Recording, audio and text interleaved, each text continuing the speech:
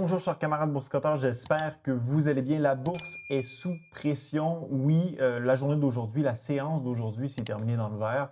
Mais si, comme moi, vous avez suivi les marchés au cours des derniers jours, vous avez remarqué que la tendance boursière est à la baisse. Alors, ce que je vous propose dans cette vidéo, eh bien, c'est d'analyser l'état actuel des marchés et de vous proposer, en fait, une explication au pourquoi les marchés boursiers sont sous pression, pourquoi les chandelles rouges s'accumulent sur les graphiques boursiers. Alors allons-y tout de suite, regardons l'état des marchés parce que oui, le S&P 500 a connu une séance aujourd'hui en hausse de 0,4 %, mais au courant des derniers jours, on sent qu'il y a de la faiblesse sur le marché.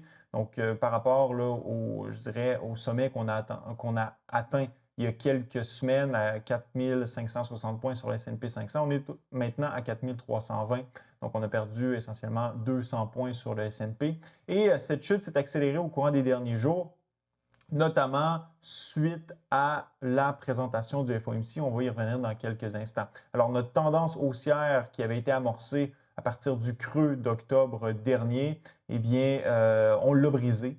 Est-ce que c'est une cassure qui va être temporaire ou permanente comme c'est ce qui s'était passé en mars dernier? On avait eu une espèce de correction de 5 à 6 %. Est-ce que c'est ce scénario qui se répète à nouveau ou si c'est vraiment une cassure, comme je viens de le mentionner, permanente qui va être plus durable dans le temps? Alors ça, c'est au courant des prochains jours qu'on va le savoir parce que présentement, notre zone de support ici s'est brisée. On a même brisé la moyenne mobile 100 jours et tout semble pointer vers la moyenne mobile 200 jours comme prochain point ou prochaine ligne de résistance, ce qui veut dire qu'on a encore quelques plumes à perdre sur les marchés boursiers. Je vous dis ça sous toute réserve, évidemment, les marchés sont imprévisibles la plupart du temps. Maintenant, pourquoi les marchés boursiers sont sous pression comme ça? Eh bien, il faut aller regarder du côté des taux d'intérêt, du côté de la courbe de rendement. Si vous allez voir, par exemple, les taux d'intérêt sur les obligations 10 ans, mais regardez ce qui se passe, les obligations 10 ans qui ne cessent de monter depuis plusieurs semaines alors qu'on pensait avoir atteint un sommet au courant de l'automne dernier, justement qu'on avait eu cette débandade sur les marchés boursiers. On était à 4,3 % sur le 10 ans. Alors présentement, on est à 4,5. C'est un sommet inégalé en plus de 16 ans. En fait, la dernière fois où on était à ce niveau sur les obligations 10 ans, c'était en 2007, imaginez-vous. Même chose sur les obligations 30 ans où on veut atteindre le paradis, les cieux du côté du rendement obligataire. Ça ne cesse d'augmenter. On est à 4,6 sur les obligations 30 ans. Et vous devez bien sûr vous douter que l'impact de ce rehaussement des taux d'intérêt se fait sentir sur la valeur des obligations qui sont transigées sur les marchés boursiers. Regardez ici, vous avez TLT, qui est un fonds négocié en bourse d'obligations 20 ans et plus du côté des États-Unis. Et là, de ce côté-là, le graphique est vraiment pas beau.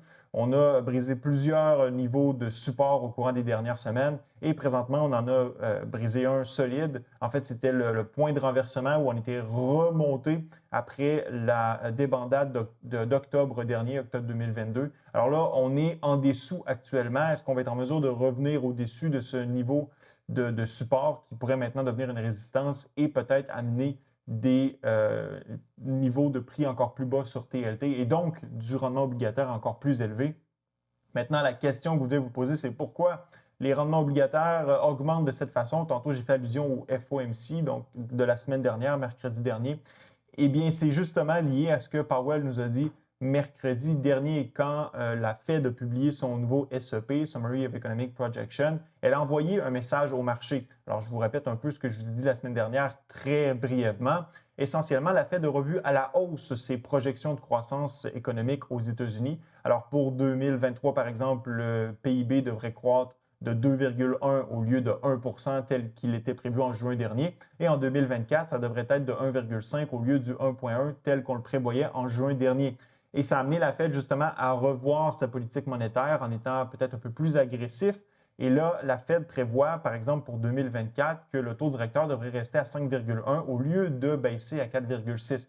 Les marchés avaient bien sûr anticipé des baisses de taux d'intérêt à partir de l'année prochaine. Or, si l'économie américaine continue d'être très résiliente, comme elle l'est actuellement, il n'y a aucune raison pour la Fed de couper son taux directeur compte tenu que son combat contre l'inflation n'est pas terminé.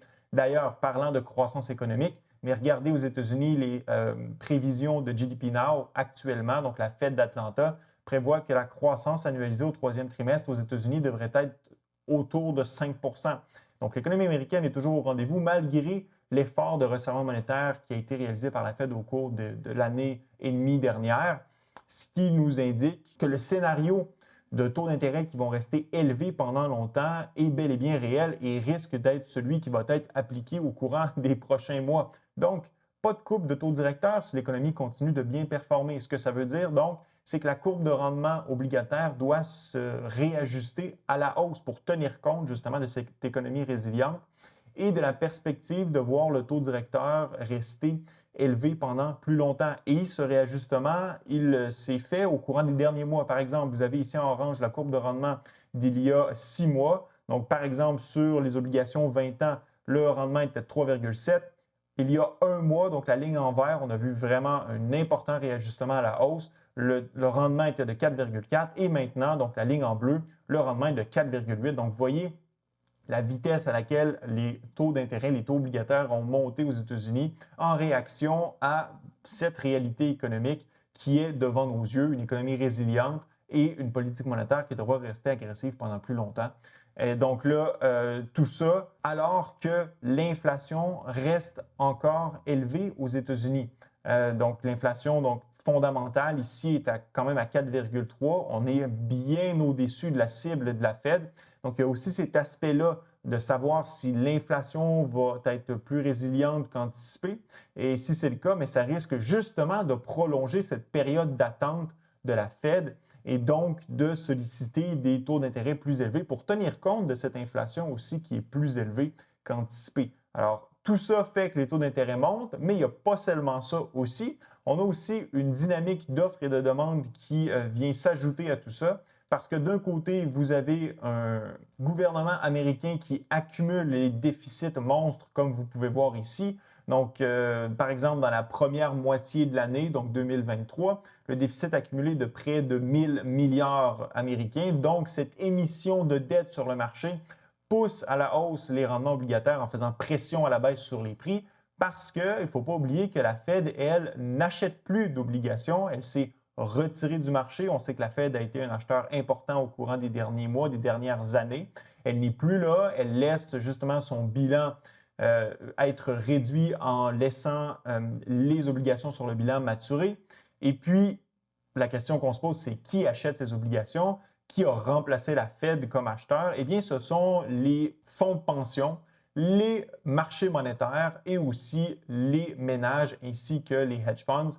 Et justement, les fonds monétaires ou les marchés monétaires achètent beaucoup d'obligations américaines, notamment des treasuries, ou les treasury bills, devrais-je dire, parce que le rendement est très intéressant. Et ici, vous voyez l'accroissement des money market funds ou des marchés monétaires, donc une croissance de pratiquement 50 sur une année, alors que, bien sûr, les dépôts bancaires deviennent très peu intéressants compte tenu du rendement qu'ils offrent. Donc, les ménages s'en vont vers les marchés monétaires qui, eux, achètent les obligations émises par le gouvernement, les obligations très court terme, bien sûr, et parce que le rendement est très intéressant et ça crée une compétition importante par rapport au marché boursier parce que présentement, vous avez des fonds monétaires qui offrent, par exemple, un rendement, donc 30-day SEC Yield à 5,25 %.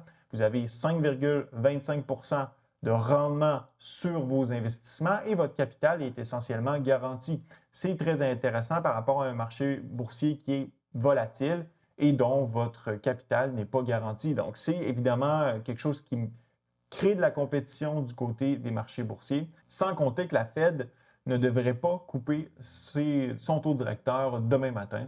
Alors maintenant, ce que je veux savoir, c'est si vous aussi, votre regard s'est détourné des marchés boursiers pour aller rejoindre celui des marchés monétaires où le rendement est plutôt intéressant compte tenu que le capital reste garanti dans la zone commentaire. Et pensez-vous, vous aussi, que les marchés boursiers vont continuer d'être sous pression en raison de la dynamique des taux d'intérêt aux États-Unis? Ce fut un plaisir d'être avec vous.